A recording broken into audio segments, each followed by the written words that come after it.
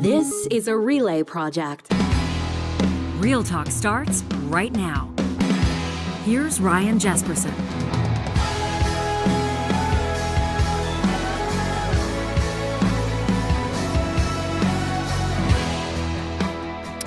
It's the fight to save Canada as we know it.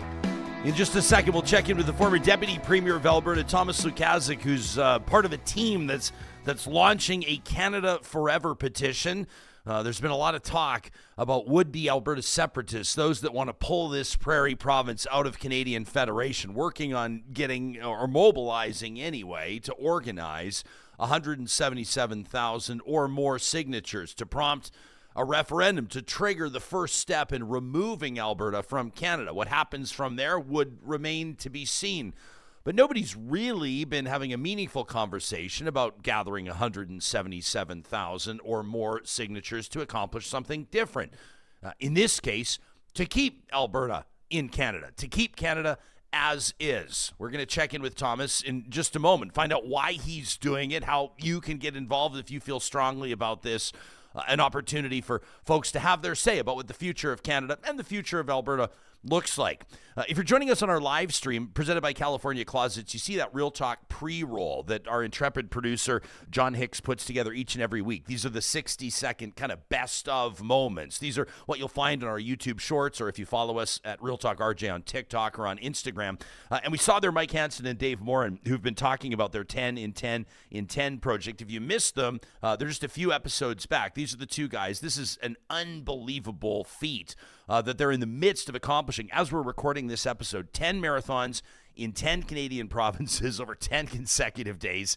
There's no catch. There's no small print. It is what it is. It's unbelievable. 422 kilometers to make a difference, and you can check them out online at 10in10in10.ca. And John, they were telling us, of course, in that interview that we could check out exactly where they are in the race. And I've been thinking about these guys. I don't know about you, but every single day since we talked to them, they've been banging out a marathon, which is really an unbelievable feat. Make sure that you check out their website. If you go to it, and it's the numbers, right? 10in10in10.ca. You can find out how they're raising more than $1 million. Looks to me right now, unless the website's not been updated, that they're well over 800,000 at this point. But a really, really neat opportunity to support the Autism Asperger's Friendship Society, Kids Sport, and Big Brothers Big Sisters. You can check it out online. And again, and we do hope to speak with them on Monday. They'll be wrapping up in their hometown of Calgary, their 10th marathon the day before. This is Mike Hansen and Dave Morin doing unbelievable work. Mike was talking to us about how he's matched 150,000 in donations himself. I mean, that's a guy that's putting his money where his mouth is, or maybe putting his money where his running shoes are. This isn't just talk from these guys. $1 million goal that they have to raise money for kids. As we speak to you today, this is the Thursday, the 22nd of May. They're running in Winnipeg, Manitoba today, the day that we speak, sponsored by Saya Kids Dental Care out of Calgary and Cochrane. Their marathon today in Winnipeg, Manitoba, and you can track their progress live on the website. Again, that's 10in10in10.ca. Have you been thinking about these guys at all in passing? Yeah. Can you imagine? I mean, I try to think. I try to get to the gym a couple of days a week, just try to stay somewhat healthy. On the treadmill yesterday, John, I ran 2 miles, and I felt pretty good about myself. Did a few stomach crunches after that, but 2 miles. These guys are banging out 26 miles every single day. Unbelievable stuff. We hope to speak with them in a few days. By the way, maybe the worst kept secret in Edmonton as well, or maybe the second worst kept secret when it comes to municipal politics. But former Edmonton city, well, he's still a current. What am I talking about? But he's told us that he's not running again in his ward. That's Nakota Iska. Andrew Knack has declared that he will be running for that mayor's chair. Andrew Knack wants to be the next mayor of Edmonton. We hope to have him on the show the next day. He's just made the announcement about 20 minutes before we're talking to you now. So that's another story that we're covering. Before we get to Thomas Lukaszuk, I want to let you know this episode is happening with the support of We Know Training. You can find them online at wkt.ca. In a world where credentials and compliance really matters, especially in regulated industries, We Know Training is building something bigger than just training courses. They're creating the infrastructure of trust. And that means that when somebody says that they're certified, you can believe it because it's all backed by digital credentials that cannot be faked And that's something that, quite frankly, every single industry needs right now. So We Know Training doesn't do a one-size-fits-all. They build tailored, fully managed training storefronts complete with secure digital credentials and e-commerce so organizations can focus on what really matters, and that is training that works and credentials that stick. You can learn more about We Know Training by checking out their website. That's wkt.ca. This guy's given a rip about Alberta for quite some time, served as an elected MLA for well over a decade, and a significant portion of that, in Conservative government's cabinet. Under Alison Redford, the Premier, Thomas Lukaszuk served as Deputy Premier, but these days he's a private citizen. He's an entrepreneur, but that hasn't stopped him from getting involved in a project they're calling Canada Forever, a new petition that will endeavor to keep Alberta exactly where it is. Welcome back to the show, Thomas. It's nice to see your face. Ryan, thank you for having me. You've been an outspoken critic of this government. You've obviously been very passionate about the province of Alberta and Alberta's place in Canada, but you're stepping it up to the next level here. Talk to us about this petition. Well, this time around, Ryan, it has nothing to do with politics. It has to do with our country. It has to do with Canada. As we all know, it was inevitable that we would have a referendum in this province. Premier Danielle Smith has decided to make this process easier to accommodate those who are seeking to separate somehow Alberta from Canada, and they would have achieved that goal. So I decided to step in. There are hills in life that are worth dying on, and for me, this definitely is one of them, and I hope that it is also for most Canadians. And so what I decided to do is file a petition with Elections Alberta, asking Albertans or Canadians that live in Alberta if they want to stay in Canada and reject any idea of separatism. Unbeknownst to me, the other side has not filed their documents with Elections Alberta, which means I filed first, which means we get a first kick at this bucket. Okay, so have you ever filed anything? Pardon my ignorance, but I've never been involved in anything along these lines. Is this a process that you're relatively familiar with? Have you done this before in any way? Ryan, no one actually is familiar with this process because this sort of a populist piece of legislation was introduced by Jason Kenney, and at that time, it was to appease his anti-vax group who wanted to introduce a whole bunch of citizens' initiatives and participate in direct democracy. But it has never been used. And then Danielle Smith recently with Bill 54 lowered the threshold and said you need fewer signatures and you have more time to collect your signatures. But my application, as I understand, is the first application ever filed using this new piece of legislation. Okay, so legislation, I should say. Yeah, got it. So I see here in the photo number one, it looks like you got a bit of cash in hand. What sort of a cost does somebody incur in taking something like this on? What's the actual process? Well, the cost is relatively low. It's $500 that you have to file. You have to be an elector in Alberta, which means you're over 18, you lived here more than 6 months, and you're a Canadian citizen. And then you have to file the application with a very specific question, which gets reviewed by Elections Alberta. So my question is being reviewed. Once it's approved, it'll be certified, and that's when the campaign begins. Okay, and your question, it's a three-part question, correct? Well, it's really a one-part question because it has to be unambiguous. It has to be very clear, and it has to be a yes or no question. So my question is, should Alberta stay in Canada and reject any proposal of separation, which means, joining the United States or becoming a separate country or any as such imaginary concept that others may have. So that I'm proposing should be the question on the next referendum. See, Ryan, I believe that if we are to discuss the future of Canada, because this is not just about Alberta, it's about all of Canada, this discussion must be led by Canadians who are loyal to Canada and who want to keep Canada intact. We can't allow situations where certain segment, I would suggest to you, by far a small minority, sort of lead this conversation. This is conversation about all of our lives. This is conversation about our past, those who paid the ultimate price for our country. This is about our kids and grandkids. This conversation must be led by loyal Canadians and also based on factual information, not disinformation. We got Chantel here in our live chat, powered by Park Power. She says, I'm still so curious if anywhere else in Canada is taking these Alberta separatists seriously, or if it's just us, Albertans, giving fanning to the flames because they're so close to home. She says, I'm going to guess no. Interesting, we spoke with Sharon Carr yesterday out of Toronto on this question. Actually, she gave us, I thought, a pretty insightful and interesting response, Chantel. If you haven't checked out that episode, make sure that you do. Thomas, what do you hope that this, I mean, there's a number of things, obviously, that this petition can accomplish. Like just even you filing with Elections Alberta will accomplish something. If you were quick out of the gates to get 200, 220, 250,000 signatures, that would say something. Actually getting a referendum, triggering a referendum question, getting this on the ballot would accomplish something.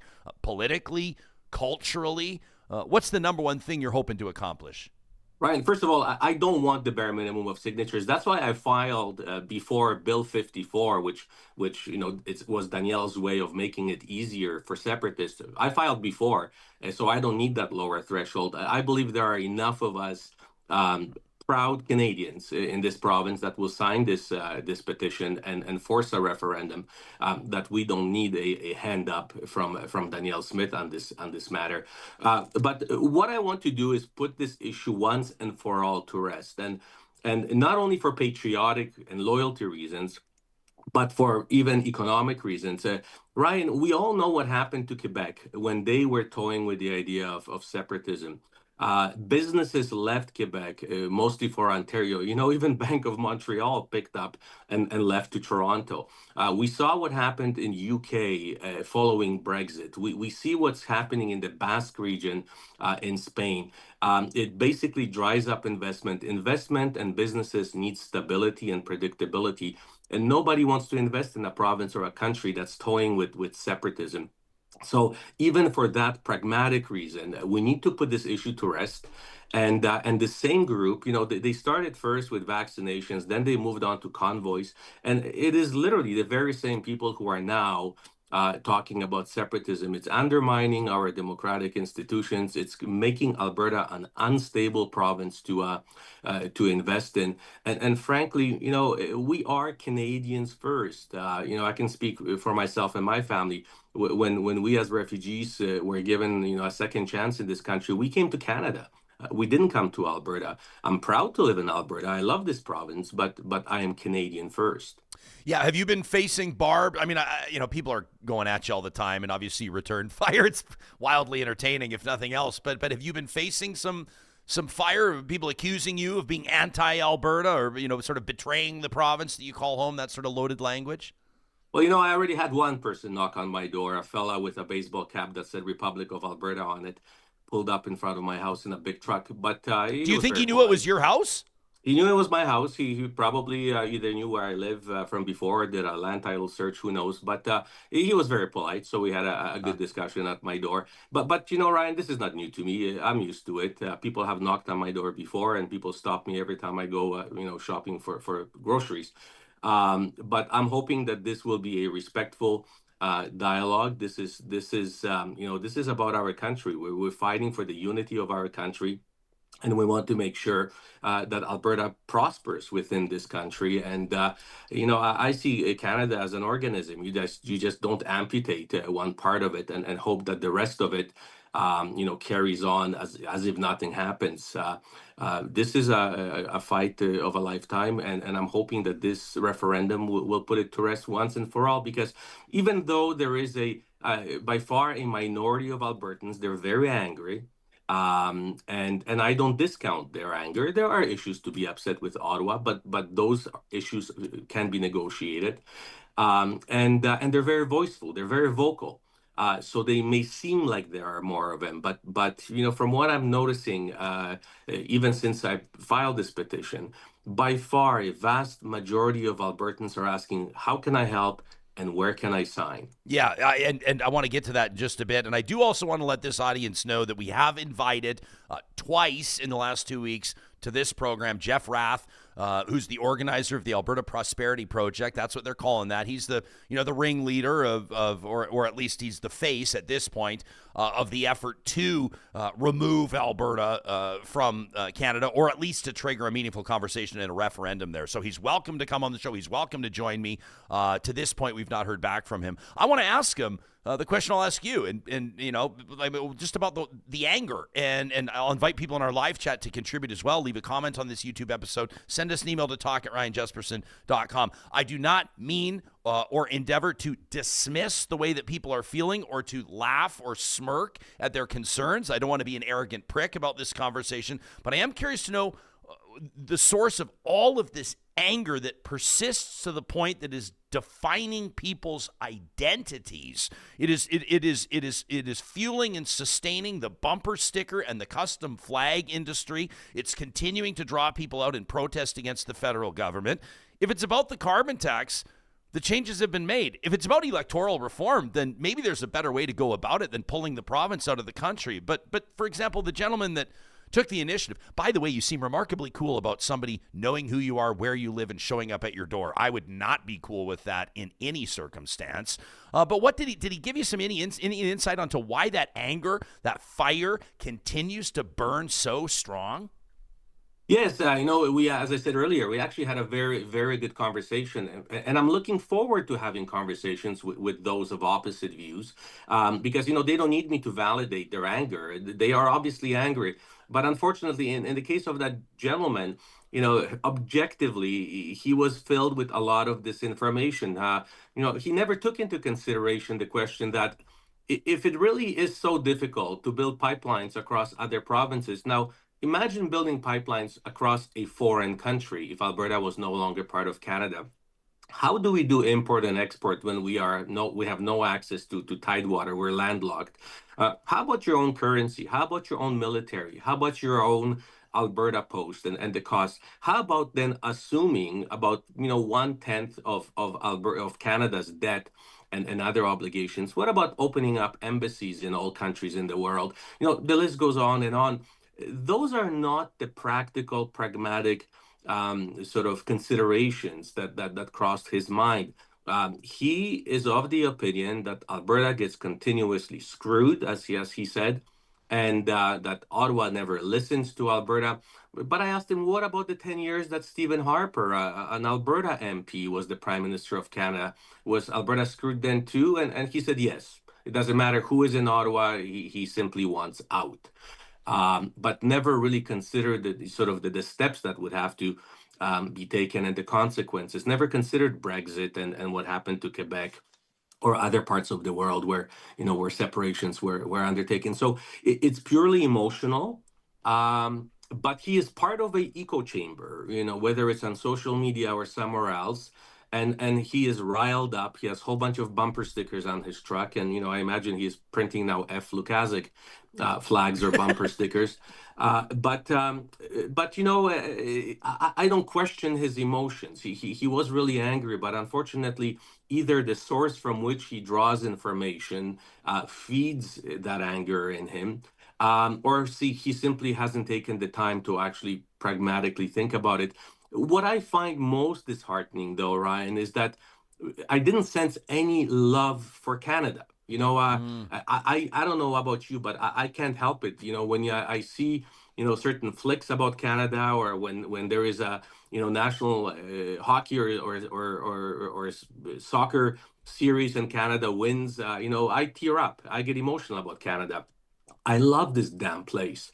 And I didn't sense any of that. It was sort of like a business transaction, like sort of getting rid of a business partner who, in your opinion, doesn't perform. It's a very cold approach to something that people actually went to war for a number of times.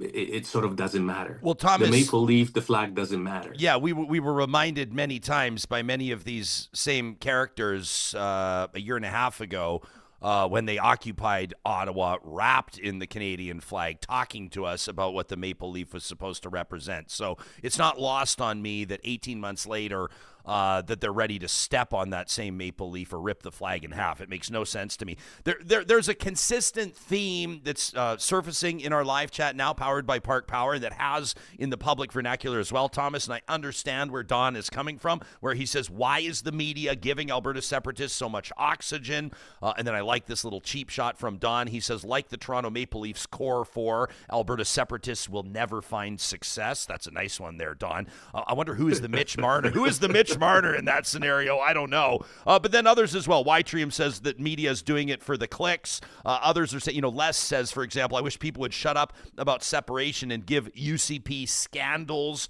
the same voice. It would be easy to dismiss this. It would be easy to scoff at it, to pretend like it's not significant. But I don't believe that. I believe if the polling's true, and if it is 1 in 3 Albertans that feel this way, 1 in 3 members of a population disgruntled enough to shake up the basis or the confederation relationship is worth or demands a conversation, I believe.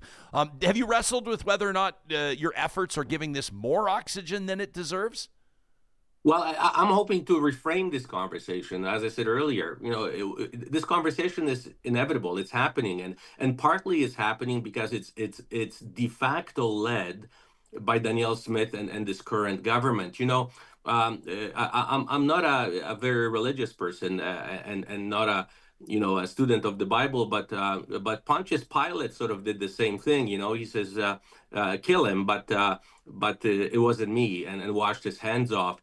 That's exactly what our premier is doing right now. She passed a legislation to make it easy on them to force her to separate from Canada, but at the same time she says, well, I'm not pro-separatism. I'm just giving them all the tools they need to accomplish it for me.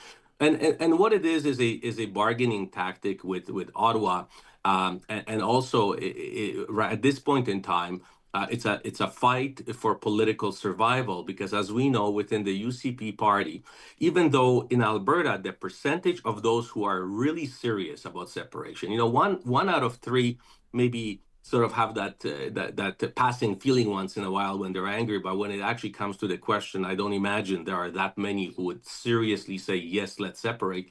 But within the UCP party, that percentage of those people is much higher. So Danielle Smith has a problem right now because a new political party has been formed, the Republican Party of Alberta, who are pro-separation. And now she has to dance this very awkward, uncomfortable dance, whereas she needs to please the separatists in her caucus and those who are loyal Canadians. This petition will force a question that every single one of them will have to answer. Which side are they on? And I'm certainly hoping that as soon as my petition gets certified by Elections Alberta, that Premier Danielle Smith will be the first one to sign it, saying that she wants to stay in Canada and that she rejects any idea of separatism. Okay, so we're expecting kind of a potential photo op here, or an invitation to a photo op. You will be inviting Alberta's premier to be the first to sign this thing?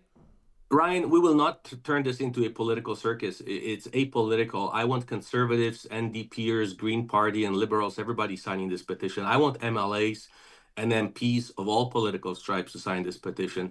But I think it will be important for our premier to show leadership and live up to the oath that she swore twice, once in legislature as an MLA and then as a cabinet minister, which declares her loyalty to our country, not to our province, because there is no such entity to swear an allegiance to.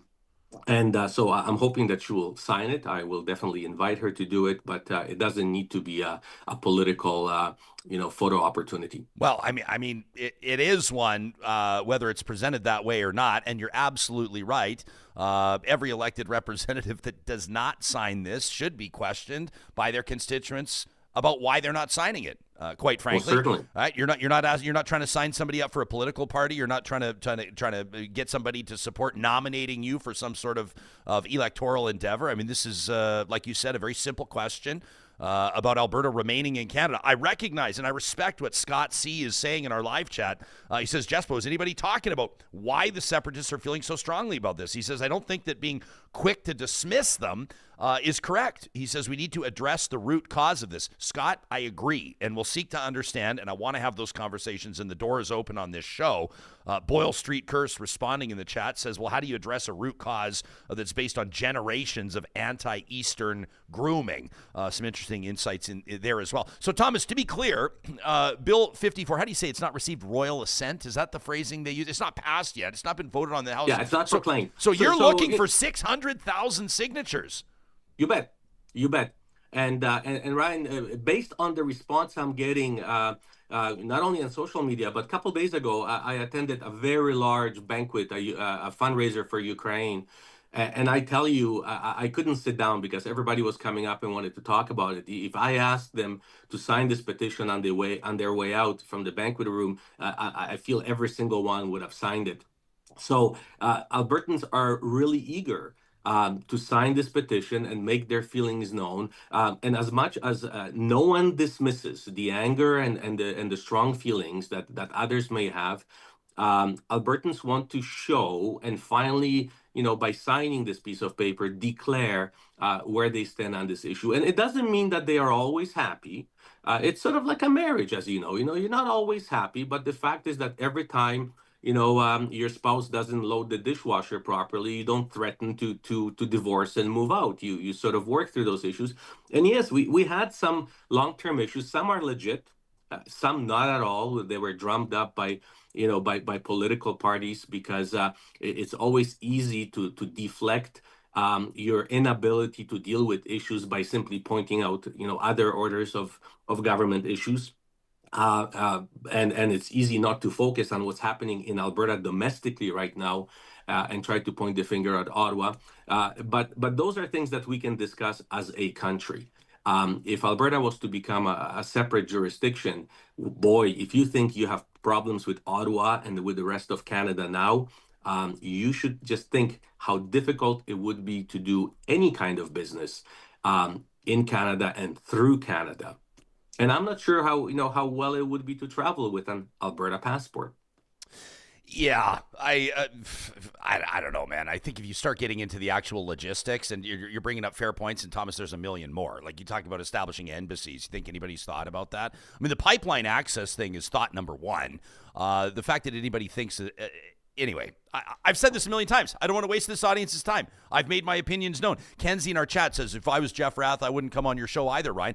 Why not? The last time Jeff Rath came on this show is one of our most viewed episodes of all time. Was it the most viewed episode of all time? I think it is. The COVID court case. I've always given Jeff a fair shake, and why wouldn't I here? I disagree with him. I think that what he's attempting to do is quite frankly, in my opinion, idiotic, but I'll bring him on here. And if he can't take questions from me, he's not going to be able to take questions from 2 million other people in the province who feel the exact same way, or maybe more than that. So the fact that he won't do the talk show, or maybe my emails are in his junk folder. Maybe somebody will tell him about this, and maybe he'll be on tomorrow's episode. I don't know. Thomas, there's a lot of people. By the way, are you Reboot? There's a Reboot Alberta in our chat right now that says this is Forever Canadian. Is that your group, or is that a group that's adjacent to you or supporting you, or what are the details? How do people connect? It's part of the group. As a matter of fact, there's a core group of several of us who started this off, but we are welcoming everybody and anybody. And as I said earlier, no matter what your political or other affiliation, if you feel that you are a strong patriotic Canadian and you want to make your feelings known, you're more than welcome to join. This is all inclusive. It's open to anybody, and the persons that will be able to sign are obviously electors, people who are eligible to vote in Canadian elections. But we are looking for volunteers, and we will be looking for signatories. Okay, so I can direct people to this. It's rebootalberta.wordpress.com. That's one place. I mean, there's people right now that are like, where do I sign up? How do I get involved? That's one place. But see, we are not allowed to do anything at this point in time until our application gets certified by Elections Alberta. The moment the Chief Electoral Officer says, yes, this application is properly filled out and it meets the legislative requirements, which we have no doubt that it will, then we can officially launch a campaign. These campaigns are monitored by Elections Alberta, so no foreign interference, no spending in excess of what is allowed by law. It's just like an election. We will be playing by all the rules, but the campaign will be launched. I can tell you, Ryan, we will have people in every town, village, and county and city across Alberta collecting signatures. We will probably have a vehicle driving all over Alberta as a place where you can come up and sign. We will try to make this petition as available as we possibly can to all Albertans, because my call is, let's not meet the minimum requirement that the law requires. Let's just blow this thing out of the water and show the rest of Canada, the rest of the world, how united we are. Because Ryan, if I can say last thing, we live in very turbulent times right now. It's almost unprecedented from national to geopolitical situation. If we are to be strong, and if we are to sort of navigate through these very turbulent waters, we must be united internally in Canada. We can't be doing this to ourselves if we want to deal with the United States, deal with Russia, deal with China, and who knows what other rogue countries will arise over the next few years. Let's put this behind us. Let's vote to stay in Canada, to reject any thought of separation, and let's focus on the bigger game, the international game. Yeah, I know you know this already, but let me just point out there's a very interesting scenario wherein your petition and the separatist petition are running at the same time and almost acting in a way as a referendum unto itself, right? Brian, that's incorrect. It can't happen that way? No. So this is, I'm not sure if it was an error or omission on behalf of the separatists, but there can only be one petition, and Elections Alberta will consider them in order in which they were filed. So I firmly believe that our petition was filed first, so it will be the first petition considered, and you cannot file and go ahead with a petition that asks a similar or 180 degrees opposite question in any way. Ooh. So once our petition is certified, it will be the only petition that Albertans will be signing. The question that separatists are proposing to raise will not be raised. I see. Well, isn't that an interesting layer? Okay, so it's a bit of a chess game, and we simply beat them to the punch. They've done all the screaming and shouting and unveiling of their question and all that, but one thing they didn't do is file that question with Elections Alberta. We did. Huh. Okay. So we wait. I guess folks that are interested in getting involved, folks that want to sign this petition, are going to have to wait until this thing's certified by Elections Alberta. Do you have any idea on timeline? Like when does the clock start ticking on the 90 days? We're talking about, again, this is not yet. Bill 54 has not. So you'll have 90 days, not 120 like the changes would allow for. You got 3 months once it starts. That's right. So first of all, if I may be so brave, follow me on Twitter or X, as you call it. It's easy. It's Lukaszuk AB, and I will be posting. But you will see an official launch of campaign, and media like you, I'm sure, will be publishing when that happens. Yes, Bill 54, which was created by the UCP party to help the separatists, would give them more time to collect signatures, and they would have to collect fewer signatures. But in our parliamentary system, once a bill passes through a legislature, there has to be a royal assent. And Danielle Smith has not asked for a royal assent, so that amendment is not in effect right now. So we are playing by the old rules. But what the rules actually will be, the sort of the minutia of it, we don't know, because, as I said earlier, this was never done in anywhere in Alberta, and frankly, actually not in Canada. So our chief electoral officer has a big task on his hands, and I'm sure he is consulting with his colleagues from across the world that had referenda like this in the past, to see how to put the rules in place. So I'm hoping a couple of weeks maybe to launch the campaign, but we're not putting any pressure on Elections Alberta, because we know how monumental that task will be for them. 600,000 signatures is a hell of a thing to gather, but I mean, I guess you can, Ryan, with your listenership and your help, we can do it. Yeah. Oh, I have no doubt it can be done. And I think what a message that can be sent to the rest of Canada. And it works both ways, right? Like if separatists go out of the gates and get 250,000 or 300 or 500,000 signatures right out of the gates as well, both send strong messages to the rest of Canada. This one I'm particularly interested in. Thomas, do you have a few minutes to stick around and talk about some of the top political headlines in the country right now? In particular, the Premier's former chief of staff living in a mansion owned by the sister of the guy who owns the company that supplied PPE and Tylenol to the Alberta government. Do you have a few minutes for that? Sure. Yeah, okay, sure. Let's go ahead. Yeah, okay. More with Thomas Lukaszuk in just a little bit. Friends, we talk to you about our live chat all the time, and it is humming today as we are, of course, hearing from folks across the spectrum. Folks feel differently about this story. Believe you me, and that is the sign of a healthy audience and a healthy talk show. We sure appreciate that. That chat is powered by our friends at Park Power. You can find them online at parkpower.ca. Park Power offers electricity, natural gas, and internet across the province of Alberta with low rates, awesome service, and profits shared with Alberta charities. They're currently offering the lowest fixed electricity rate in Alberta. That's right, the lowest at 6.5 cents per kilowatt hour. But wait, there's more. If you go to parkpower.ca/realtalk, you're going to find exclusive bundling benefits for Real Talk audience members. If you bundle internet, electricity, and natural gas using the promo code Real Talk, you could save up to $150 off your first bill from Park Power. You can learn more at parkpower.ca/Real Talk. We're also very excited to be talking to you about an initiative that is kicking off in just a little bit. This is the Run for H2O. That's right, the Run for Water, which is coming up in Sherwood Park on the 14th of June. These are wonderful friends of ours that are raising much-needed funding for Hope International's water projects in Ethiopia. It's an incredible celebration of community. There's a whole bunch of different ways to get involved, including the 50-meter toddler dash, which is probably going to be the most entertaining thing they've got going there. But they've got a whole bunch of different runs, a whole bunch of different levels. I mean, if you want to sort of run and walk, if you're more of a competitive runner, there's a whole bunch of different options for you, all for a wonderful cause in Faragosa, Ethiopia, helping thousands of people, including 2,000 kids, gain access to clean water. Early bird pricing to register for the Run for H2O in Sherwood Park ends this Friday, May 23rd. It's just $35 to register for a great cause, all in support of Hope International. You can follow the link in our show notes or in our live chat to sign up for the Run for H2O.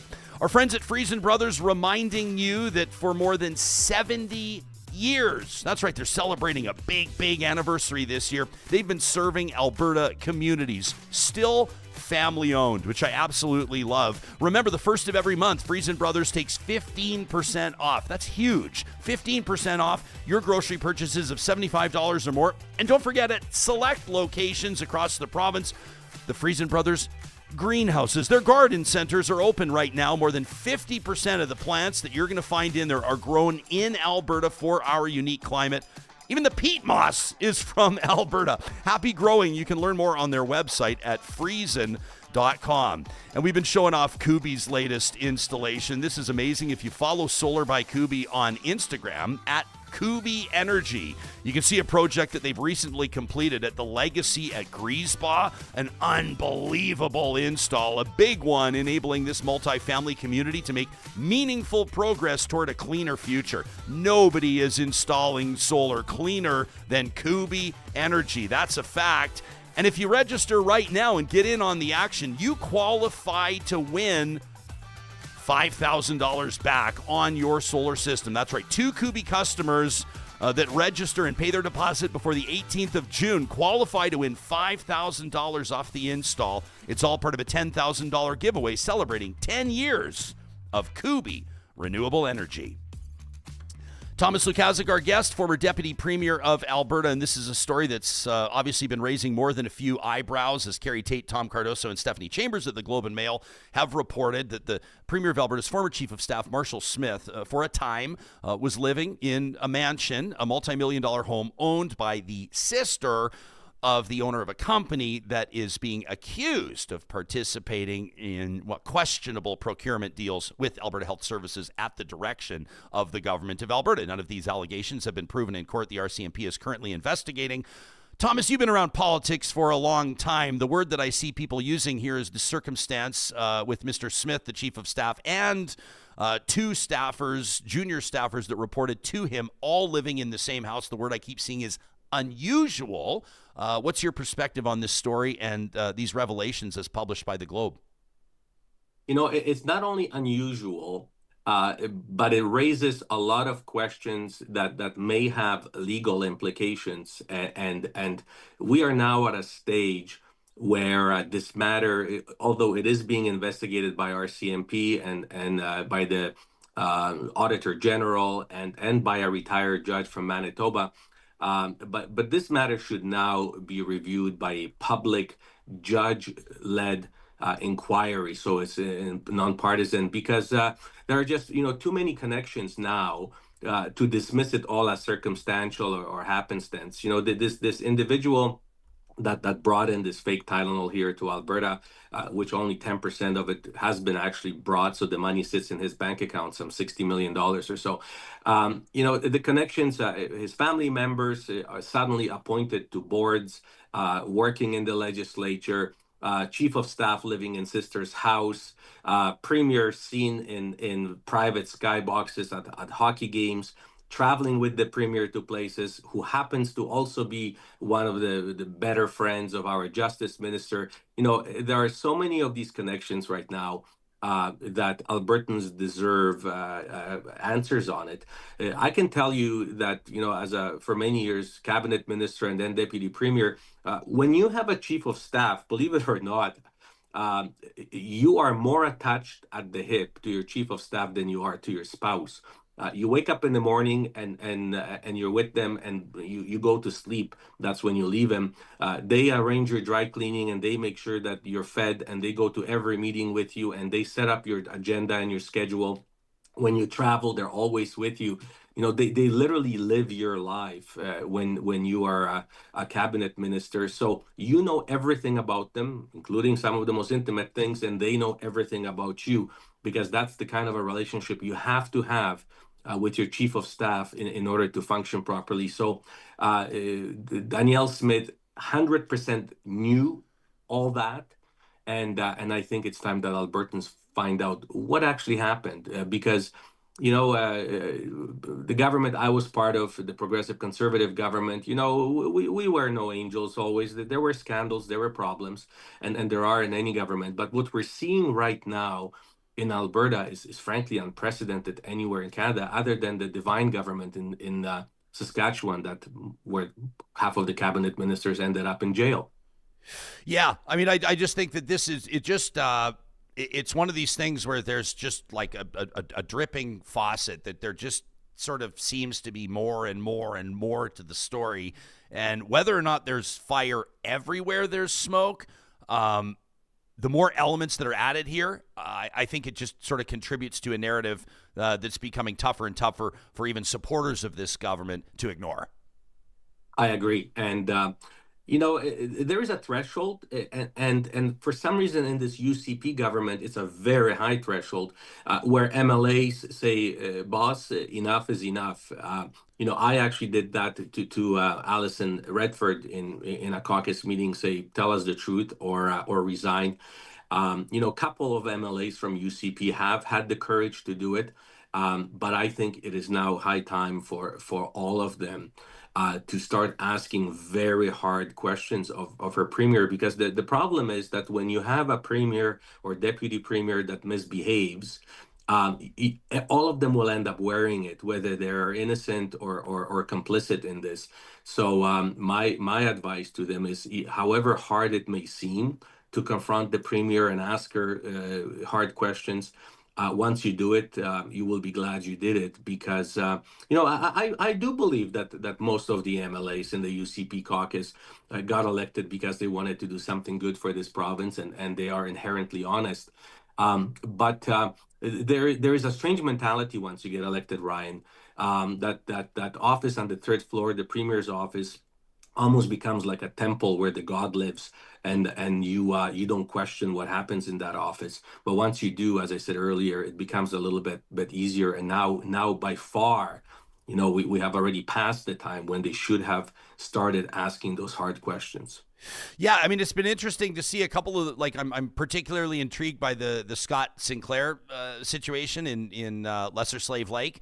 He was on this show that basically right after he had stated that he wasn't going to support this budget, and then it seemed, to speak freely, it kind of seemed like he was second guessing his choice. Like then he started saying, "Well, I'm not guaranteed that I'm going to vote against the budget, and it's not guaranteed that I'm out of caucus." And then I was actually challenged at an Alberta Chambers of Commerce event. I was sitting on a political panel with Erica Barudis, and the Constituency Association president in Lesser Slave Lake stood up to kind of take issue with my commentary. He didn't like the fact that his riding, and I don't speak on his behalf, but he didn't like the fact that his riding was being held up as an example of a riding that was the stick in the mud, right? The riding or the right. the UCP voters that weren't supporting the budget, because he was obviously very supportive of this government and maybe still is, which would create an interesting scenario if the elected MLA and the CA president don't see eye to eye. But since then, since Mr. Sinclair kind of, I don't know if I want to say waffled, but he seemed to kind of second guess his choice, and then now he's gone pedal to the metal in criticizing this government. I think he's seen that his day is done. I think he's seen that he probably has, a couple of more years, or maybe next year if an election's called again, but he'll probably serve one term, I would imagine, as UCP MLA. No offense to him. That's just what the T is telling me.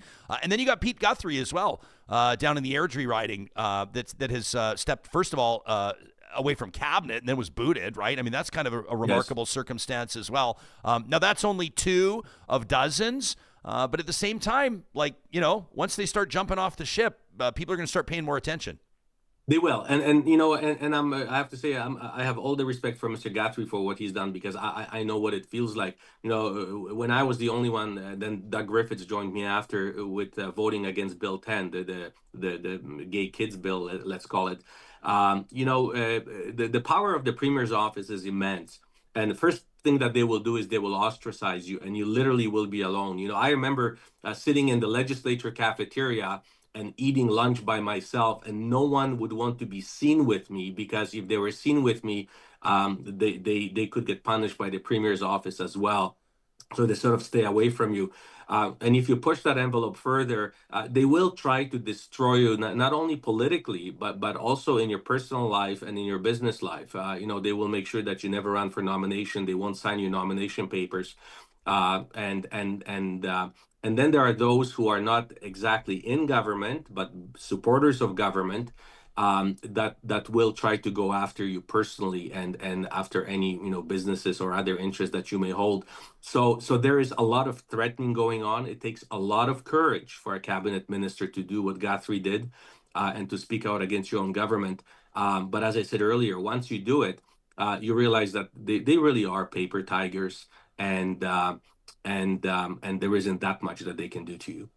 Thomas, we always appreciate your availability on the show. I commend you on taking on what is, obviously going to take some effort. I think will probably become a relatively prominent project, and we'll look forward to the announcement on when that petition's available. I'll be happy to sign it, whether you want the photo op or not. You can count on my signature, and I suspect that there will be a number of Real Talkers lining up to participate as well. Ryan, I knew you would. Thank you, and thank you to all your listeners. And please stay tuned. We will need every single signature of yours. Okay, good stuff. That's Thomas Lukaszuk, longtime MLA, Alberta Cabinet Minister, and, of course, former Deputy Premier of the province of Alberta. Jay, in our live chat, powered by Park Power, like this. He says, I don't think it's too much to ask MLAs what their position on separation is. Says it has effects on government decisions and who's being served by them. 100%. As a matter of fact, I think it's a fair question for any elected representative, regardless of what level of government it is. We expect to speak. I haven't confirmed it yet. I want to be careful. I don't announce interviews before they're booked. But we have opened the door for Edmonton City Councillor Andrew Knack, who's just announced, moments before we started recording this episode, that he will seek. He wants to be mayor of Edmonton, and he's going to seek that office. Sure, I'll ask him the question. I already know the answer, but I'll ask him the question. We want to get people on the record here. And I think that if Danielle Smith Premier of Alberta says, and has said it on this show, and has said it on other shows, and has said it on live television addresses, and has said it on social media and elsewhere, that she believes that Alberta needs to remain in Canada, then there should be no problem signing her name to that. And every MLA should do the same thing. And every member of Parliament, Conservative members of Parliament in particular, out of Alberta, should sign it. And if they don't, and if that's your member of Parliament or your MLA, then you should ask them why they're not signing it. Now, I guarantee some of them, Johnny, are going to have no interest in participating or supporting or signing or amplifying this petition because Thomas Lukaszuk is driving it. And they don't want to have anything to do with anything that Thomas Lukaszuk is doing because he represents the old PC guard, right? He's tied to the Redford, we don't say administration, but he's tied to that Redford government. There's a lot of people that Thomas rubs the wrong way. On principle, they'll not want to support it. They'll not want to participate. But it comes to a very simple question. The question is, do you believe that Alberta in Canada is worth preserving or not? And if you don't believe it is, then I think you should answer to the people that put you in office. Sure, yeah. We're not there yet, though. Like, this is all still just talk, right? Yeah. And 6,000, that's a lot of signatures to get. But I bet, he's a driven guy. He's going to probably get them. 100 Nights in our chat says 70% will vote for separatism. I will bet you a Bitcoin.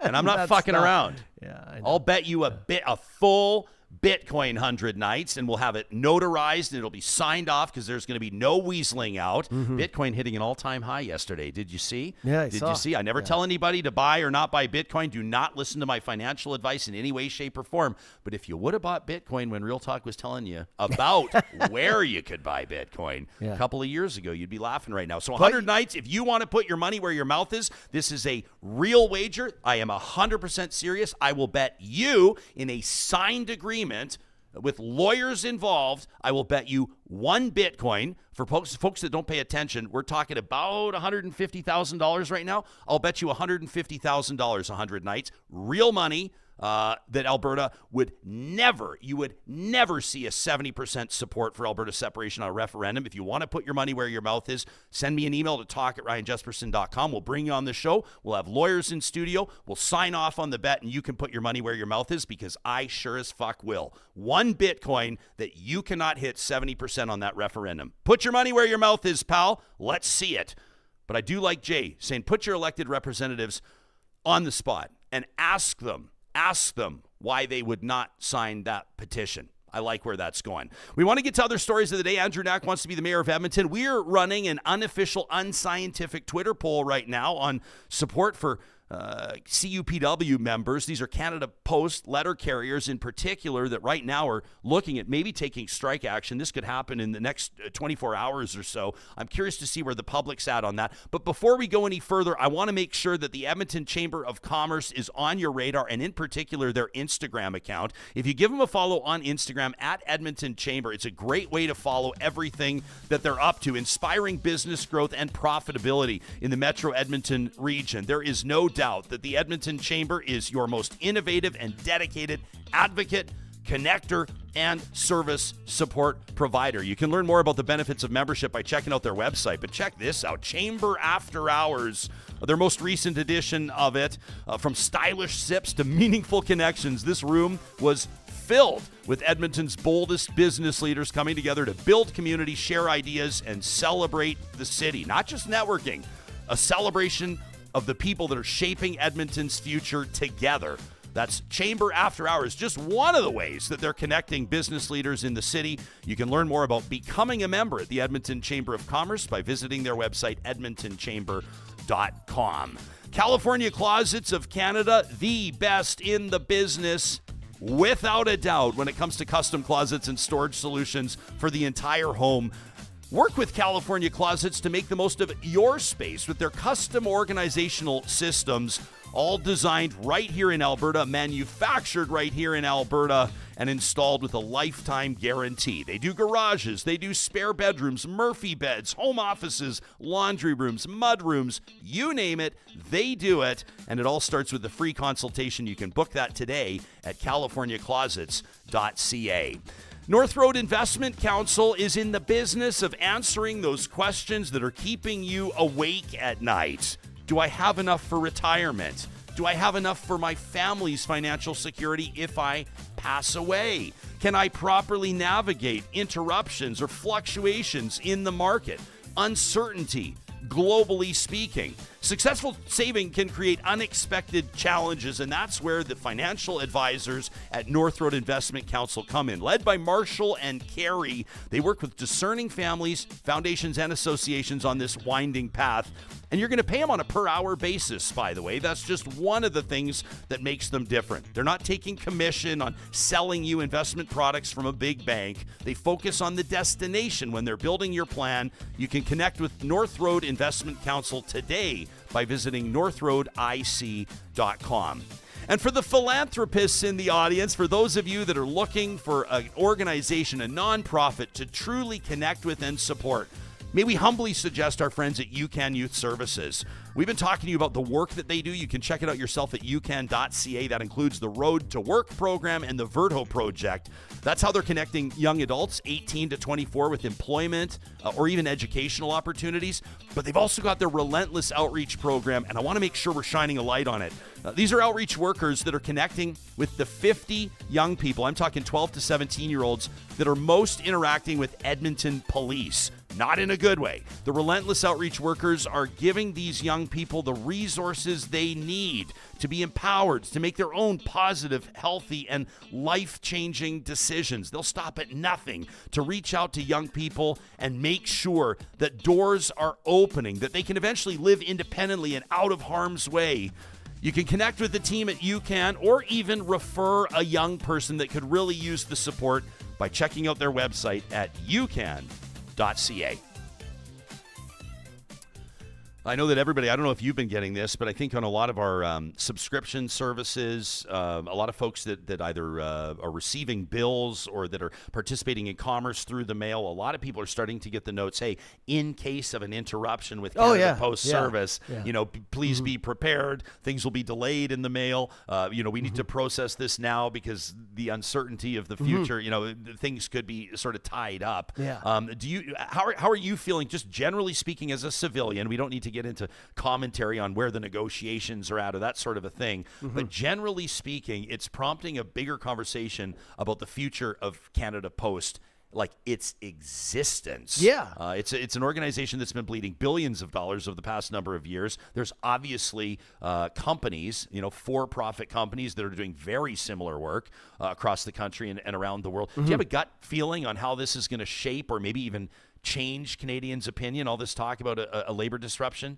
Well, I think the longer it goes on, the worse it is for the employees, right? Because now you've got, they went on strike, and now, I looked at the terms and what they're offering the employees yesterday, and I thought, wow, a 14% wage increase, even though it is I think it's compounded over 4 years.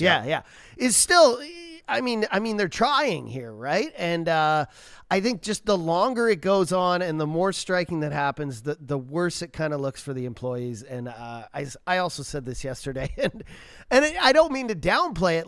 Of course, we need paper mail in forms for, people who can't get online or last year I remember at Christmas, they were sending out the gift cards from the charities. There's certain things that you need to get to people through the mail. I understand that.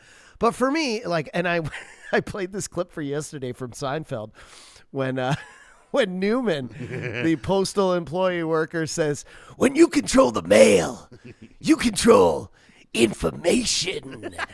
But most of the information I get, honestly, in my mail is flyers. Other than the occasional, the re-up from my insurance company for car insurance, and if I get a new credit card or whatever, most of it is flyers. So I think the majority of people, when they get things now, it's and I hate to mention the name, but it's Amazon, it's all these other delivery services where they get the majority of their things to their house.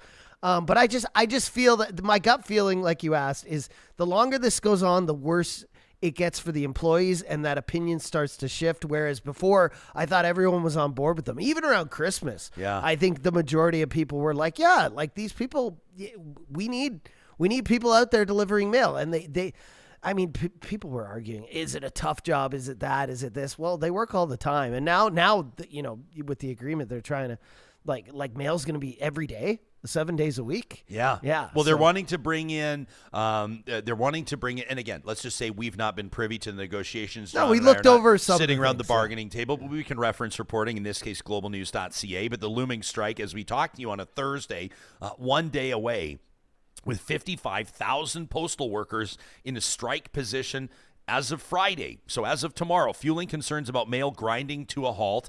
Essentially, the corporation presenting new offers to the union the day before we're talking to you. The union, CUPW, says it's reviewing the offer, wants to provide an update once it's completed its analysis. It wants, or was looking for, the union was looking for a 2-week postponement of negotiations. And Canada Post says no. Like, either decide now or we're going to move forward. I thought it was... So they wanted 2 weeks. Canada Post says no. The organization says no to the union. 13.6% pay increase over 4 years. Obviously, we're not hitting on all the details. There's things they don't like.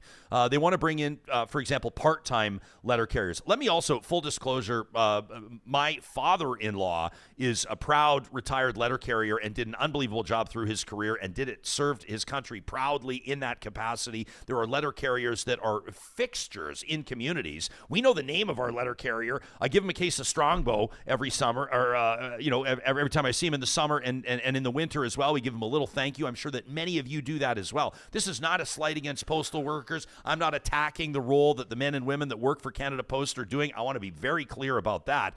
But you do look at the financial, the fiscal reality and where industry is in and where private business or even big publicly traded companies, I mean, UPS and FedEx and everybody else, where they're all competing here. And you have to ask, like, what does a reorg look like? Like, how does Canada Post remain not just relevant, everybody, but profitable moving forward? And I think one of the things that Canada Post has prioritized, like you said, is being able to offer 7-day-a-week delivery. So introducing weekend delivery. To accomplish that, they want to bring in part-timers. And that's one of the reasons why the union has said, hell no, because the job of the union is to protect the existing jobs and protect the full-time folks with a lot of tenure. And obviously there's big implications there. So there's reasons why, and that's how collective bargaining works. There's reasons why both sides are going to kind of dig their heels in on this. But I'm most curious to see, like, where Canadians land on this. Now, this is an unofficial, unscientific Twitter poll, okay? We're really good at these, but sometimes they hit.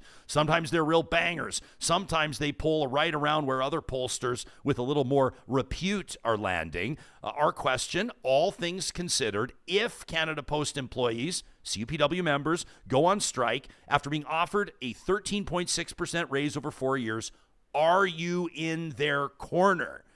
And so far, with about 1,068 votes, let's say, as of right this minute, 53.5% of respondents, just over half, say they'd be nuts to strike. 28.6, let's call it 29% of votes, let's say almost 1 in 3, says that they support the workers, and 18% wonder, Canada Post still exists? So almost 1 in 5. Now, the comments are particularly interesting as well. Greg, who I know is an educator in the province of Alberta, what's up, Greg Carabine, says a raise that might cover inflation isn't a raise. Agree to disagree. I understand, Greg, your point. Wages should, in an ideal world, keep pace with inflation, but it still is a raise, pal. They're making more under this than they would have either. Jay Chimpo says it's time to privatize Canada Post. Sean says they were locked out last time. Solidarity with the workers. James, like you were saying, Johnny, James says that Christmas there may have been a bit more support. He says, but right now, loaded language, but he says, let them rot until October. There's a lot of other options out there. He says, letter mail is email, e-billing now, unless it's postcards from your grandma. He says, another useless union ploy that makes true hard workers embarrassed. I would suggest people with Canada Post are hard workers. I don't prefer the personal slight there, but this is, we're endeavoring to determine where is the public opinion on this, right? Not the boss says, well, I do agree or side with the workers. The issue needs to be resolved and needed to be resolved a decade ago. Says this falls directly at the feet of management. Troy is critical that my poll question is not nuanced enough. Sorry, I didn't write an essay, Troy. Matt says, I don't think the strike is related to money, but more on job security. Matt, I think you hit the nail on the head. Chad says it doesn't sound horrible to him. The new offer, 13.6% raise. Jason says no actual raise, just keeping up with inflation. And Chill Neil, what a great handle. Chill Neil's asking, all things considered, Jespo, if I were to give you a raise but cut your job security, would you take it? I would say this, there's no bigger threat to job security than threatening the existence of the entire entity. And if Canada Post is not profitable, and if Canada Post doesn't make meaningful changes to turn the ship around, then everybody's going to lose their jobs. And I don't know what the implications of that would look like pension-wise, otherwise. I think I'd probably fear more for the younger people right now that are employed here with Canada Post, but it's a fair question. Charles says the point is everybody should be able to have a good standard of living, be able to afford the cost of living. Why are people so opposed to seeing other folks want a quality wage? I don't know that anybody's opposed to people getting paid fairly. I think across the board, people have celebrated the deal that the nurses just got. We're all waiting for the teachers to go on strike. I sure hope that doesn't happen. Marg says, I work for the feds, but not Canada Post. Strike action more about job security than wages. Vance says, fire them all and sell Canada Post. I don't know about firing them all. But even in our live chat here, so those are the comments on X. Those are the comments on Twitter. And I am seeing in the live chat as well, some of you are talking about the real world impact that would happen, if this were to strike. Gizmo says these guys are going to strike themselves out of a job. That's what I'm concerned about, Gizmo. But what about Wobbly Inc.? She says we completely depend on Canada Post in northern communities, like where I live, says Wobbly Inc. Says I totally depend on Canada Post to be able to ship my artwork to customers, and says, and I love my local postal ladies. See, that's the thing I'm talking about. The people at the counter, the people at the doors, the personal relationships. Now, I'm being a bit of a romantic with that. Wobbly Inc., it's more how she's doing commerce. It's how she's running her business. But Trampoline Dad says, hasn't Canada Post lost money for like the last decade? And the answer is yes. Says there's not a lot of leverage here on the workers' side. Others like Tracy are saying the death of Canada Post would absolutely kill many small businesses, which is fair. Alberta Ganger says we need to cut the last third of homes that are receiving home delivery. You made a good point when you talk about, the sort of idea of nothing but flyers. And it's not obviously technically true, but I think for a lot of people, they're wondering, is there overlap here? And does it make sense? Apples and oranges, but you have a similar conversation with the CBC, right? Like, does it make sense to have a publicly funded entity competing with private business? Now, I'm not trying to compare Canada Post to the CBC, but there are some common themes. And probably the most significant or the most obvious one would be providing service. With the CBC, it would be information. Mm-hmm. With Canada Post, it would be the delivery of information or the delivery of goods or community connections, the ability to ship or receive materials across the country, regardless of the profitability argument, mm-hmm. right? So if there's somebody in Rankin Inlet or there's somebody in a northern British Columbia community or somebody that's living up near Sudbury, Ontario, wherever, in the sticks out in Newfoundland, they want to be able to receive or to send Christmas cards or packages or artwork or anything else. They want to be able to participate in that in the same way that anybody else in Canada can. And that's not always a question around profitability. That's where somebody like FedEx or UPS might be looking to Rankin Inlet and saying, like grocery stores do, if you want to get orange juice up here, or if you want to ship a package out of here, it's going to cost you $350. Yeah. And that's where people, that's where the rub is, right? Yeah, it's mail is a vital service, though, and I understand that, like, especially in the rural communities, like, people depend on it. I get that. So, but I just think it's a catch-22 because, in urban areas, we're just using mail less. That's just the way it is. Yeah. I mean, we just use it less. I check the mail. I can remember a time when I used to check the mail every day. Now I check it like once a week. Yeah. Because I know there's probably not going to be a lot in there, right? So I do think it's a catch-22, but I do agree that it's a vital service. A country, a province, a city, we need mail. We couldn't not have mail. It would. Yeah. White says, Ryan, why the fuck does Canada Post need to make money? It's a service, not a business. I think I've just agreed with you there. Well, it's not making money. But it's not making money. It's bleeding Yeah. billions. And there's a difference, right? I've spoken very loudly in support of, I'm not trying to turn the Canada Post CBC conversation into the same thing. But I think that I've been fair in my assessment of Canada Post and its workers. Like I said, my father-in-law, a proud letter carrier for many, many years. And I've also spoken strongly in support of the CBC, even though the CBC has many advantages and competes directly with us and every other media entity in Canada. Okay. So I'm trying to be fair on this, but there's a difference between having to make a bunch of money and being asked not to bleed a bunch of money. And I think that that's probably the conversation that people are having here, and that's a fair one. You know, Pin Chaser says Amazon has currently suspended Canada Post from its delivery service due to the possible labor disruption. Evan wonders, why don't they just double the price of stamps? Like, would that have any real effect on their profits? I don't know. We're not sending as much mail, so no. But shout out to Evan, who just became a real talker. Hey! Subscribe to our YouTube channel. Go to our homepage, hit join, select the level of membership, Real Deal, and VIP members get access to our Discord members-only live chat. Yeah, the community chat that goes 24 hours a day. PNC Bio says people can afford a 99-cent stamp a lot easier than they can afford a computer or a cell phone. Absolutely fair. JT says, boy, there's a lot of people here cheering for the government instead of the workers. Yeah, I mean, when you frame it like that, that's interesting, isn't it? But when you say cheering for the government, you're also talking about fiscal responsibility. You're talking about tax dollars, right? Yeah. Like, so you're kind of standing up like, and listen, I don't think it's productive to frame it this way. Let me be guilty for 30 seconds. You're talking in a certain framing. If it's government versus workers, then is it the members of the public versus the workers? I don't think the workers want it framed like that. And the workers themselves, these members, they pay taxes too. Keep in mind. But I don't know, to say government versus workers, I don't know if people are cheering for that. And I hate when people say, oh, you're cheering for, of course we're cheering for the government. They work for us. All these decisions they make affect us. Of course, we're cheering for the government to get this right. We're not cheering for like them to, put their foot on the neck of the little guy here. Yeah. Like I agree. Like I was looking over the terms and what they want, and I'm like, some of this is, not that unreasonable. I don't see why they can't come to an understanding, because let's say they can, and everyone strikes and they blow up the unions and Canada Post goes away. Like, mail's still going to be there. They're going to have to create something else. And you know what they're going to create, Ryan? They're going to create something that is less efficient with workers who are paid less. They're going to create like an Amazon situation. Where everyone is working long hours, getting paid not as much money. So let's figure this out. Let's go to the negotiating table and keep these workers who are loyal and have been working there a while and have pensions with and want to continue to work. Yeah. Because if they blow it up, mail's still going to exist. They're just going to create something a whole lot more shittier.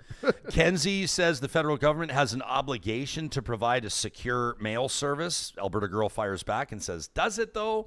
I would argue that that's probably an important element of a society, reliable mail service. I don't know that you can leave everything to private industry. No. But it gets into a messy scenario, right?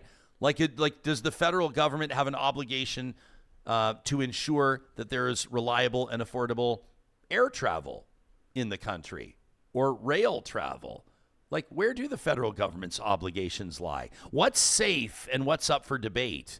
As you walk with this, as you listen to the show on your commute home or while you're walking your dog or riding your bike, think on it and send us an email to talk@ryanjespersen.com. RH, we see you. Thank you for your $10 contribution in our super chat. RH says Canada Post is a victim of the lack of commitment to public service of successive managers and governments. And I see some likes on that comment there in our live chat powered by Park Power. Tony says there's some government services that the general population uses that should not be profit driven. Canada Post is one. Public transit is another. Totally agree, Tony. I would argue that education is another. I think that healthcare is another. But also, we expect fiscal responsibility. We expect them to be able to, as politicians would say, if I was trying to get elected, I would say tighten their belts to find efficiencies. And I don't know how you argue against that. Don says the ladies at their post office are awesome, always raising money for the community. Tommy Temper says email killed daily delivery. 100%, Tommy. Yeah. I mean, if you look at it, like I saw somebody in here, I apologize I didn't see your name, but somebody said, like the Canada Post delivering all these flyers, that's just their desperate attempt to remain profitable. There's probably an element of truth to that. Well, they're being paid I think for it's probably, that, right? Of course, they're being paid big bucks for that. That's probably the majority of their profits right now, but it's also weird how we've and that's what I'm afraid of, this change and this shift that's going on right now.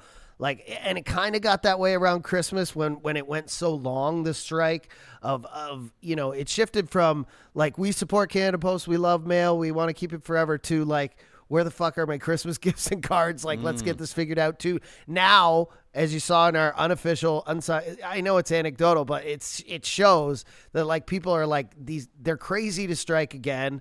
And if they do, I know that that's going to shift more to like people. And I don't want to come down on the postal workers, because like, what happened to the time? Like the Andy Griffiths Hey, Sally. Hey, Jay. How's it going? Like remember what? was it Mr. Dress Up or Mr. Rogers that had the letter carrier? Like, so beloved, Someone right? will The know. mail person was always so beloved, Yeah. and now I don't want to see that shift to where we resent them. How about Scarlett speaking on behalf and in support of vulnerable populations? Scarlett says, do you guys realize how many people receive their ACE checks for out-of-province listeners? That's the assured income for the severely handicapped. How many people receive their ACE checks by mail? Of course. She says this is really dangerous for certain vulnerable people. PNC Bio says they're going to hand this over to the private sector, and mail service will only be in large cities because that's the only place where it could possibly be profitable. I agree. Gizmo says there's people who need home delivery, people in rural and remote areas, seniors, people who really, really do need it. Yeah, there's a reason for mail, and I just see this. The alternative option will be a lot worse, and we will all be like, we fucked up here. So, Mark with a fair question as well. How did private delivery services ever get a foothold if Canada Post was well managed? Having said that, parcel delivery to and from rural and remote areas is essential. Yeah, I mean, how do you get a foothold? I mean, geez. I mean, like, they're private industry, for-profit companies playing by a different set of rules, but you do kind of look. We make a lot of comparisons and use metaphors on this show, and they don't always stick, so bear with me. I'm not comparing Blockbuster to Canada Post, but you also look like behemoths and almost like monopolies can still fall. Never forget that. Like, I see somebody in here saying Sesame Street's moving to Netflix. I didn't know that. That's cool. What an institution Sesame Street. Is it like, it's got to be 50 years old, Sesame Street. it is one of the longest running TV programs in North America. If you look at the top 10 list, I think it's like, it's in the top 10. Yeah. I turned the on top Sesame 3 Street are all soap operas. maybe like a year ago and just immediately connected with it again. Yeah. It's like my safe place. Sesame Street is my safe. But Sesame Street moving to Netflix, if you would have told, it was Wayne Huizenga, right, that owned Blockbuster. He was like the founder of Block or whatever. He was like the majority shareholder, whatever it was. Remember the former owner of the Florida Panthers. If you would have told Wayne Huizenga in the early to mid 1990s that his empire, that Blockbuster Video would fail and become I mean, it is one of the biggest brand collapses in commercial history. Yeah. It just goes to show anything can fall if it doesn't keep up with where trends are and what consumers are looking for. Yeah, but I mean, even back then, because Blockbuster peaked when like the internet was coming of age, like the late 90s, like early 2000s. So people saw it coming. I remember them thinking back then, though, that Blockbuster would transition to online and you'd just go rent a movie via Blockbuster. But nobody saw those big streaming services coming that would just be like behemoths like Netflix and Disney and Amazon Prime and all this stuff. Yeah. Super Chat Ken says, well, if we're being honest, other services got a foothold by paying less, fewer benefits, and even more flexible work hours. He says defined benefit pensions cost a fortune, 100%. And that's why people have been able to have good careers and have earned their pensions. And like I said, and I want to be very clear. I'm going to say it one more time, and I'll probably say it again if and when this strike happens, and we'll talk about it again. But this is not an attack on letter carriers. This is not an attack on the people that through wind and snow and rain and sleet and hail. Is that American or is that ours? I'm just describing the weather conditions. I think that's like America's got an actual motto. I'm pretty sure like the U.S. Postal Service, the motto is like neither wind nor rain. They don't have an official motto, but the famous phrase, neither snow nor rain nor heat nor gloom of night stays these couriers from the swift completion of their appointed rounds. I just hear Newman on Seinfeld again because Jerry knocks on his door. He's like, what are you doing home? He's like, it's raining. Yeah. I don't work in the rain. He's like, it's literally in the slogan. Ms. KD says she really misses Blockbuster. I do too. It was great. It It was was a night out. I It was don't you go miss there when and, they only had like 5 of the hot new release. Oh, come on. And what then you couldn't. Blockbuster were you at? Oh, I guess a Bush League one. I was gonna say. But you'd go in and I mean, what were the big? I mean, maybe the big ones they'd have 20 copies, or like they'd have like a whole wall, like Speed, and you'd would be run, like, and then whoa. you'd see there wasn't the extra one behind. Damn it, you know, or you'd forget to return one, and then your late fees would be so high you just keep the DVD. But it's different than nowadays. You just watch what you watch, and you have it right away. If they didn't have, you'd have to go, okay, maybe we'll try this movie. You'd end up exploring other options. And then the best part, of course, was the snacks. Like they had all the popcorn and the candy. Like it was a whole experience. Swedish berries. You bring the whole, like every time I was in there, you see whole families in there. The kids are getting, and the video games, the kids get a video game, whatever. It was just great. And that's the part I miss about Blockbuster, the experience. Love's Legacy Podcast in our chat says Stony Plain. Shout out to Stony Plain. My family roots in Stony Plain deeper than the biggest elm trees in the province. Love's Legacy Podcast says Stony Plain still has a video rental store called Movie World, and it's absolutely awesome. Yeah, I see there's a few like niche, like old school ones around in cities, and whenever they have some in Ontario, whenever I go home, I'm like, let's go to the.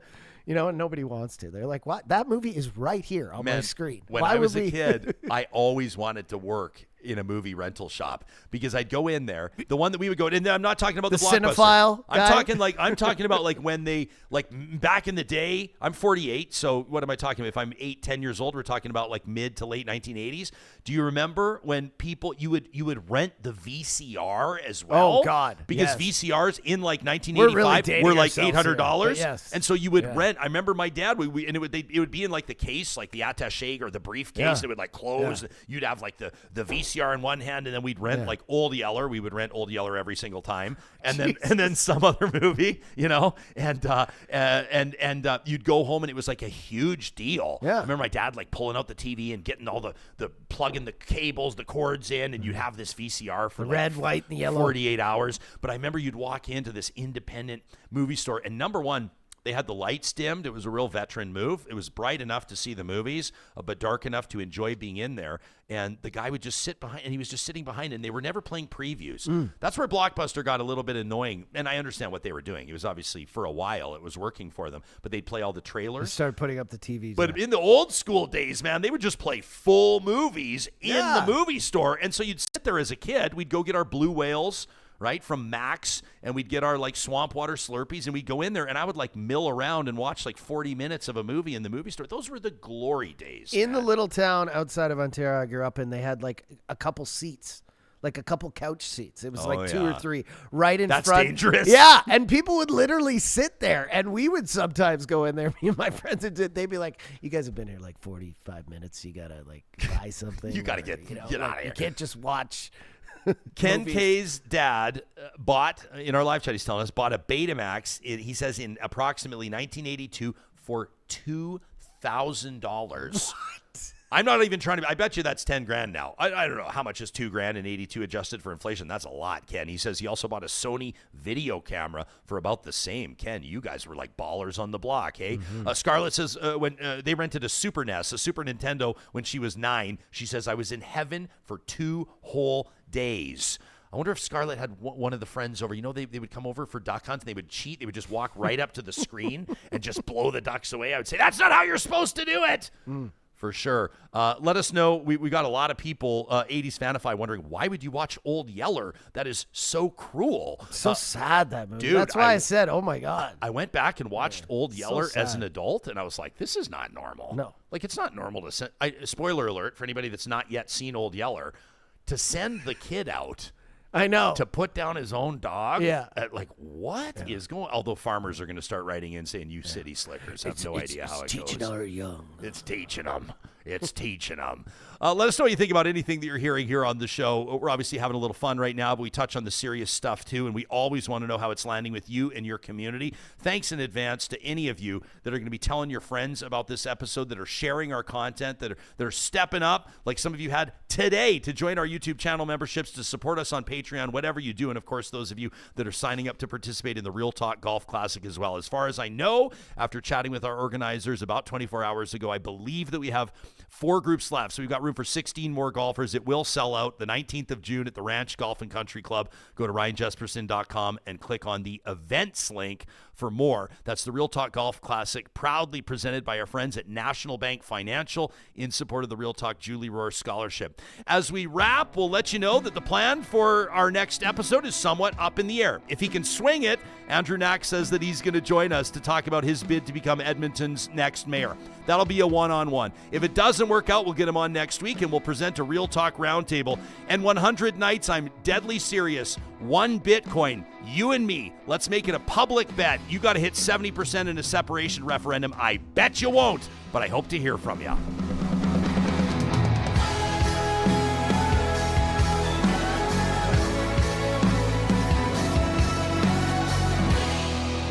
Real Talk is hosted by Ryan Jespersen, executive producer Josh Dunford, technical producer John Hicks, general manager Katie Cook-Chivers, account coordinator Lawrence Derlego, human resources Lena Shepard, website design Mike Johnston, voiceover by me, Carrie Skelton. Real Talk's editorial board is Supriya Dwivedi, Ahmed Ali, Brandy Morin, Ann Castleman, Corey Hogan, Harman Kandola, Catherine O'Neill, and Chris Henderson. Member Emerita, Julie Rohr. Real Talk is recorded in Edmonton, Alberta on Treaty 6 territory, the traditional and ancestral territory of the Cree, Dene, Blackfoot, Saulteaux, and Nakota Sioux, home to the Métis settlements and the Métis Nation of Alberta. Real Talk is a relay project. For more, check out ryanjespersen.com.